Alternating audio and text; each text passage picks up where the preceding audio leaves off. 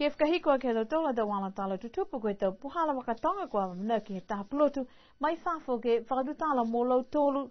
ne fata mai do kolon ke motu mo do business ke kumi fala do puhala ke tukutuku hefo e do tongi do felesi moi falu to tongi foki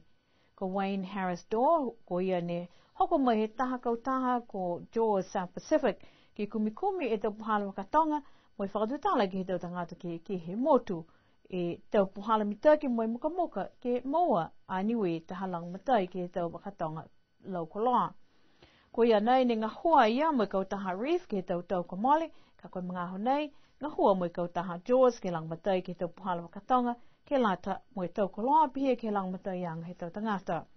Koe whana moe te whakatutalanga nei amana ki ke whakahoko ke he ofisa he Niue Chamber of Commerce, Matahola 5 hea whiawhi a pungipungi. Amana ki ke whakalaulahi wala tala nei ki tau aho i mua.